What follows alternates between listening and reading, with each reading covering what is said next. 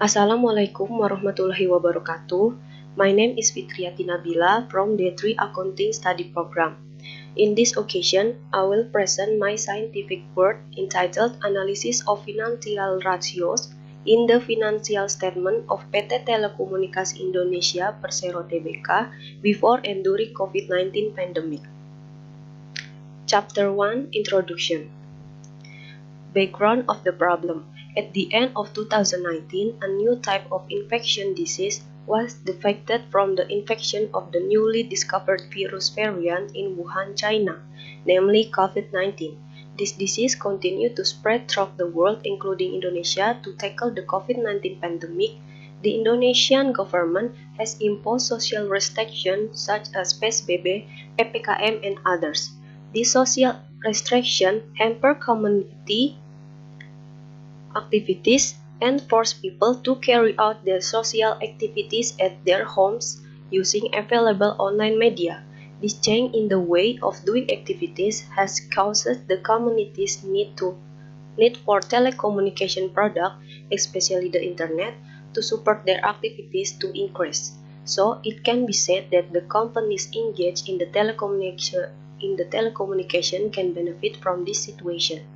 According to the news circulating on the internet, PT Telekomunikasi Indonesia Persero Tbk become one of the telecommunication companies that are well affected.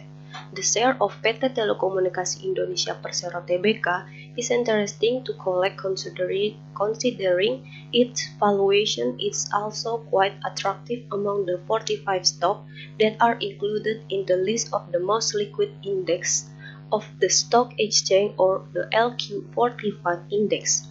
In addition, Telkomsel, which is a subsidiary of PT Telekomunikasi Indonesia Persero Tbk, also recorded an increase in data traffic of up to 22.8% amid the COVID-19 pandemic. This news will certainly attract the attention of the investors to invest in the PT Telekomunikasi Indonesia Persero Tbk. Even so, the news circulating on the internet is not enough to make a decision to invest. Investors should conduct more extensive research before deciding to invest in a company. One way that investors can do as a material consideration is to study and understand the analysis of financial ratio in a company to assess their financial performance. Formulation of the problem. How is the financial performance based on the result of financial ratio, analysis of the financial statement and PT Telekomunikasi Indonesia Persero Tbk before and during the COVID-19 pandemic. Purpose and benefit. Purpose: to determine financial performance based on the result of financial ratio analysis of financial report at PT Telekomunikasi Indonesia Persero Tbk before and during the COVID-19 pandemic. Benefit: as a benefit of the literature, it is hoped that this research can provide readers with insight into financial ratios analysis as a tool for assessing a company's financial performance, and it is hoped that this research can become a reference for further research related to financial ratio analysis. And as a practical benefit, it is hoped that this research can help internal parties to evaluate their financial performance through financial ratio analysis, and it is hoped that this research can help external parties such as investors as a consideration in investing in a company. Chapter 2 Theoretical Study and Writing Methodology. Theoretical Study. 1. Financial Statement. Financial Statement.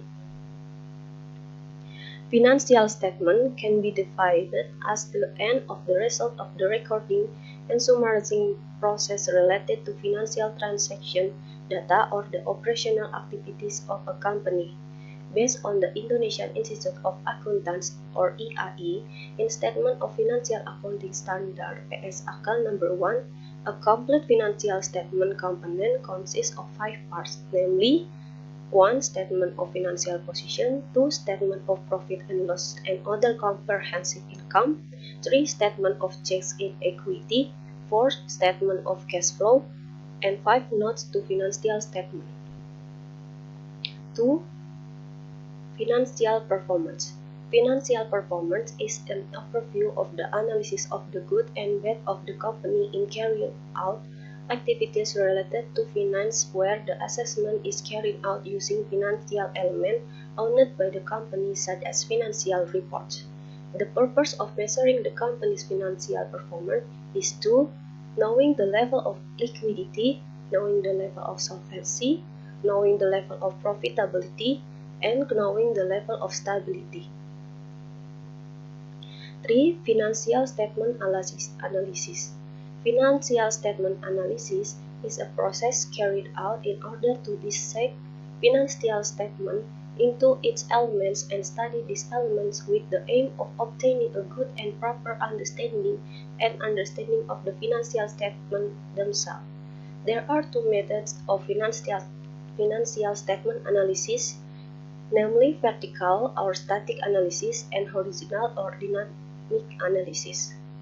In addition to methods, financial statement analysis also has several types of techniques that can be performed, including comparative analysis of financial statement, trend analysis, financial ratio analysis, analysis of change in gross profit, break-even analysis, credit analysis, and others. Financial ratios. Financial ratios are a calculation of ratios using financial statement as a measuring tool in assessing a company's financial condition and performance. In general, there are 5 types of financial ratios that are often used, namely 1. Liquidity ratio, 2. Solvability ratio, 3. Activity ratio, 4. Profitability ratio, and 5. Rating ratio. 5. Financial ratio analysis. Financial ratio analysis is part of a financial analysis which is carried out by connecting various estimates that exist in a company financial statement in the form of financial ratios. Users of financial ratios analysis are generally divided into 3 main groups with interest in financial statement, namely company manager, credit analysis, example include bank loan officer and bond rating analysis, and 3. Stock analysis, for example investor. Frame of mind. Frame of mind conduct financial performance, financial statement, financial ratios, 1. Liquidity ratios, 2. Solvability ratios, 3. Activity ratios, 4. Profitability ratios, and the end financial ratio analysis. Writing methodology, place and time. PT Telekomunikasi Indonesia Persero Tbk with financial statement for 2019, 2020, and 2021. Method. The research method is a quantitative method. Data collection technique is a library technique using secondary data, and the data analysis technique is a formula for financial ratios of the types of liquidity ratios, solvency ratios, activity ratios, and profitability ratios. This is the formula of financial ratios. Chapter 3 Discussion. Case descriptions. At the end of 2019, a new type of infectious disease was detected in Wuhan, China, namely COVID-19. This disease continued to spread throughout the world, including Indonesia. To tackle the COVID-19 pandemic, the Indonesian government has imposed social restrictions which require people to do activities from their homes using available online media. These changes have caused the public needs for telecommunication products, especially the internet, to increase. So it can be said that companies engaged in telecommunication can benefit from this situation. According to the news circulating on the internet, PT Telekomunikasi Indonesia Persero Tbk become one of the telecommunication companies that are well affected. The share of PT Telekomunikasi Indonesia Persero Tbk is interesting to collect considering its valuation is also quite attractive among the 45 stocks that are included in the list of the most liquid index on the stock exchange or the ILK 45 index. In addition, Telkomsel, which is a subsidiary of PT Telekomunikasi Indonesia Persero Tbk, also recorded an increase in data traffic up to 22.8% amid the COVID-19 pandemic. The news will certainly attract the attention of investors to invest in PT Telekomunikasi Indonesia Persero Tbk. Even so, the news circulating on the internet is not enough to make a decision to invest. Investors should conduct more extensive research before deciding to invest in a company. And one way that investor can do as a material consideration is to study and understand the analysis of financial ratio in a company to assess their financial performance. Case analysis. 1. Current ratio. This is table of calculation of current ratio. In 2019, the result of calculating the current ratio was 0.71 times, which means that the total current assets are 0.71 times greater than the total short-term liabilities they have. In 2020, the result of calculating the current ratio is 0.67 times, which means that the total current assets are 0.67 times greater than the total short-term liabilities they have. In 2021, the result of calculating the current ratio is 0.89 times, which means that the total current assets are 0.89 times greater than the total short-term liabilities they have. The average current ratio for 2019, 2020, and 2021 is 0.76 times, which means that the average current asset in 2019, 2020, and 2021 are 0.76 times greater than the total short-term liabilities they have. When compared to the industry standard current ratio, which is 2 times, it can be said that the current ratio for 2019, 2020, and 2021 has not been able to reach this standard because it has only reached 38% of this standard. So it can be concluded that the financial performance of PT Telekomunikasi Indonesia Persero Tbk for 2019, 2020, and 2001 based on the current ratio is a state that is not liquid or not current because it has not been able to cover all of its short-term liabilities using this current asset. And 2. Quick ratio. This is the table of calculation of quick ratio. In 2019, the quick ratio calculating result is 0.70 times, which means that the total current asset other than inventories are 0.70 times greater than the total short-term liabilities it has. In 2020, the result of calculating the quick ratio are 0.66 times, which means that the total current asset other than the inventories are 0.66 times greater than the total short-term liabilities they have. In 2021, the result of calculating the quick ratio is 0.88 times, which means that the total current asset other than inventories is 0.88 times greater than the total short-term liabilities it has. The average quick ratio for 2019, 2020, and 2021 is 0.75 times, which means that the average amount of current asset other than inventories in 2009, 2020, and 2021 is 0.75 times greater than the amount of short-term liabilities it has. When compared to the industry standard quick ratio, which is 1.50 times, it can be said that the quick ratio for 2019, 2020, and 2021 has not been able to reach the standard because it has only reached 50% of the standard.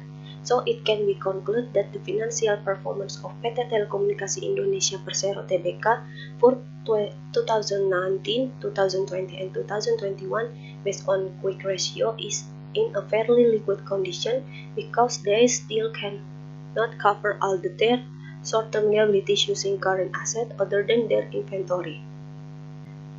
3. Cash ratio. There is table of the calculation of cash ratio. In 2019, the result of calculating the cash ratio were 0.31 times, which means that the amount of cash and cash equivalent is 0.31 times greater than the amount of short-term liabilities it has. In 2020, the result of calculating the cash ratio is 0.30 times, which means that the amount of the cash equivalent is 0.30 times greater than the amount of short-term liabilities it has.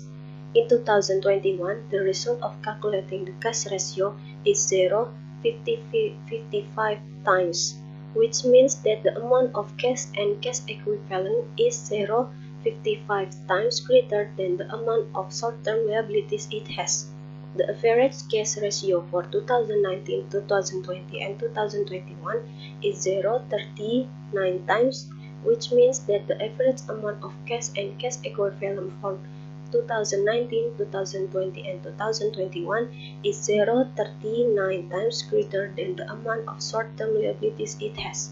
When compared to industry standard cash ratio, which is 0.50 times, it can be said that the cash ratio for 2019, 2020, and 2021 have not been able to reach this standard because they have only reached 78% of the standard. So it can be concluded that the financial performance of PT Telekomunikasi Indonesia Persero Tbk for 2019, 2020, and 2021 based on cash ratio in a fairly liquid conditions because they still cannot cover all of their short-term liabilities using the cash and cash equivalent they have. And 4. Debt to assets ratio. There is table of calculating of debt to assets ratio. In 2019, the result of the DAR calculation were 47%, which means that 47% of asset financial came from debt. In 2020, the result of DAR calculation are 51%, which means that 51% of asset financing comes from debt. In 2021, the result of DAR calculation are 47.5%, which means that the 47.5% of assets financing comes from debt.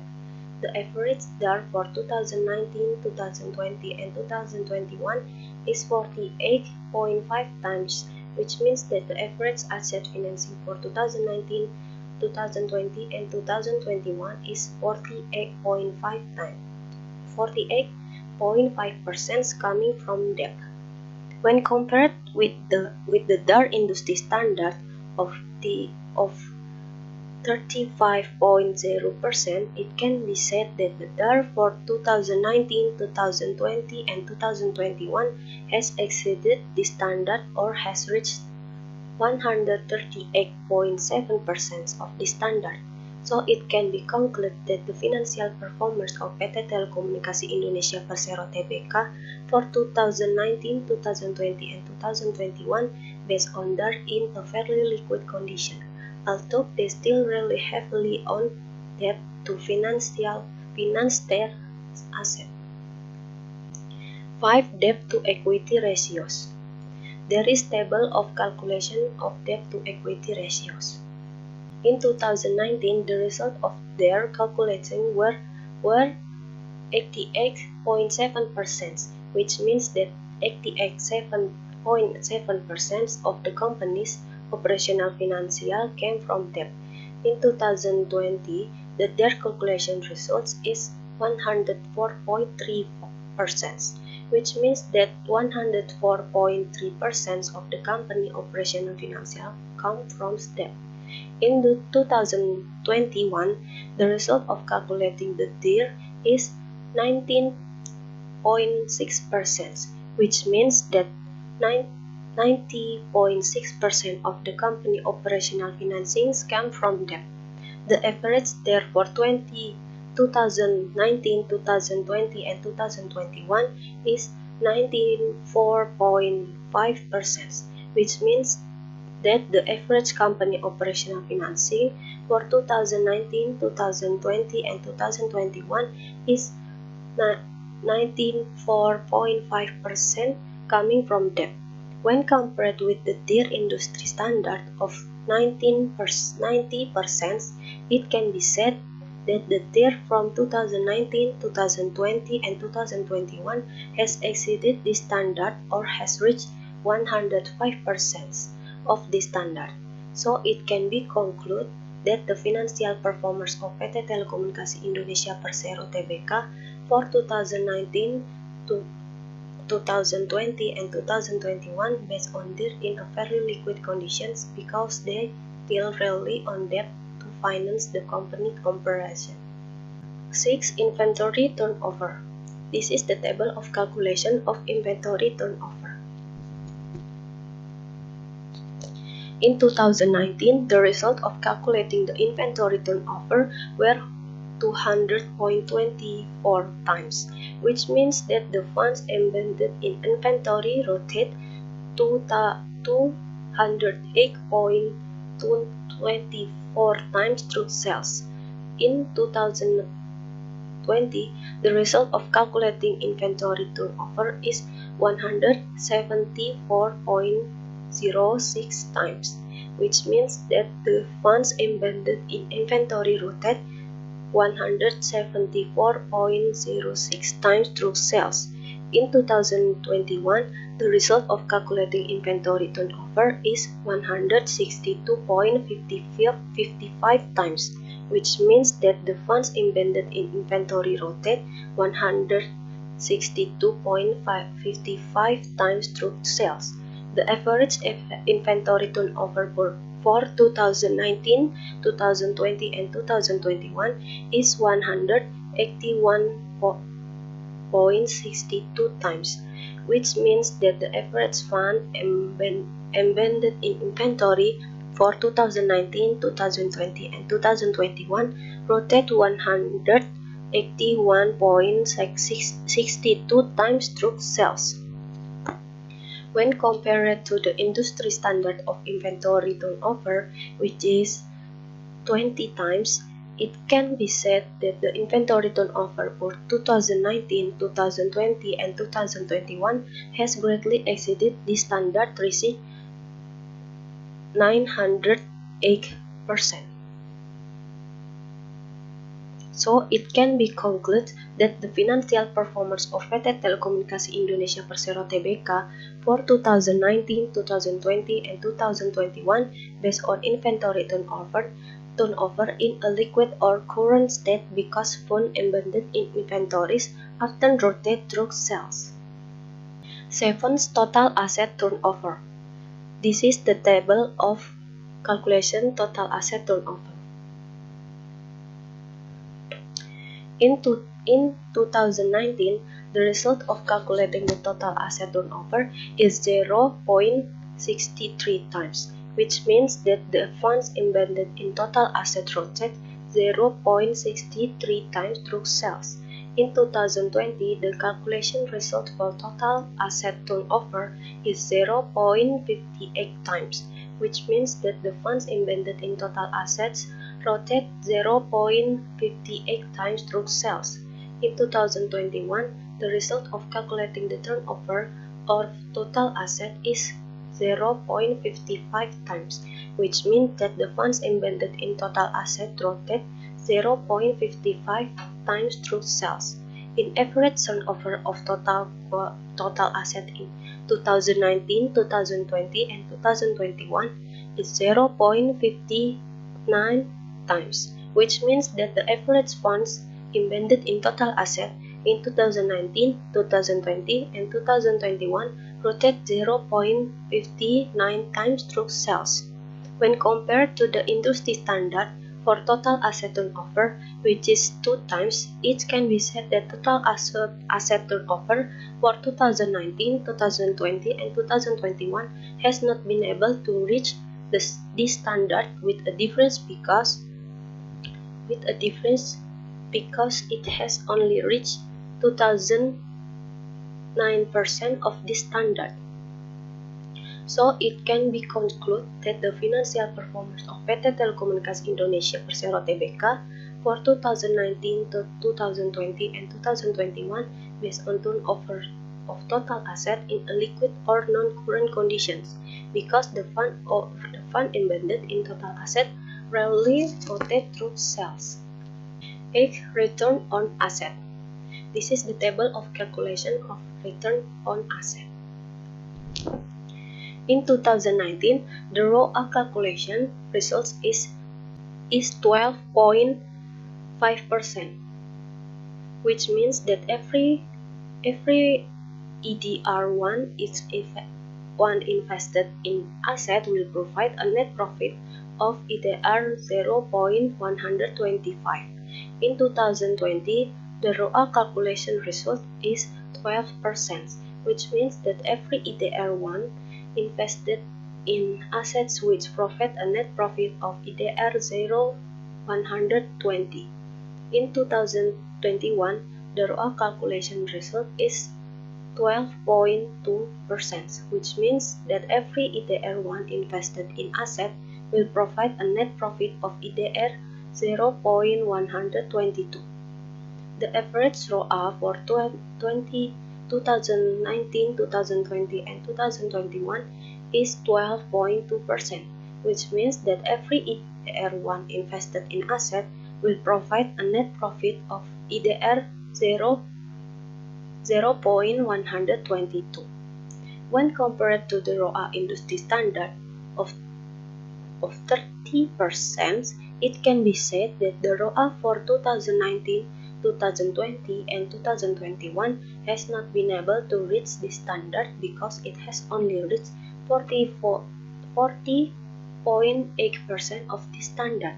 So it can be concluded that the financial performance of PT Telekomunikasi Indonesia Persero Tbk for 2019, 2020, and 2021 based on ROA in a bad condition because they have not been able to maximize their asset to get net profit. Return on equity. This is the table of calculation of return on equity. In 2019, the ROA calculation results in 23.5%, which means that every EDR1 invested in equity will provide a net profit of EDR 0.235. In 2020, the ROA calculation results is 24.5%, which means that every EDR1 invested in equity will provide a net profit of EDR 0.245. In 2021, the ROA calculation results is 23.3%, which means that every EDR1 invested in equity will provide a net profit of EDR 0.233. The average ROA for 2019, 2020, and 2021 is 23.8%, which means that every EDR1 invested in asset will provide a net profit of EDR 0.238, which compared to the ROA industry standard of 40%, it can be said that the ROA for 2019, 2020, and 2021 has not been able to reach this standard because it has only reached 59.4% of this standard. So it can be concluded that the financial performance of PT Telekomunikasi Indonesia Persero Tbk for 2019, 2020, and 2021 based on ROI is in a fairly good condition, although they still have to maximize their equity to get net profit. And 10. Gross profit margin. This is the table of calculation of gross profit margin. In 2019, the GPM calculation results was 31.3%, which means that every IDR1 of net sales will generate a gross profit of IDR 0.313.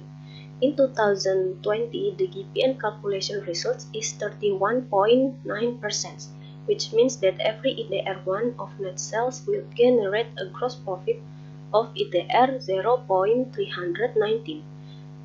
In 2021, the GPM calculation results is 33.2%, which means that every IDR1 of net sales will generate a gross profit of IDR 0.332.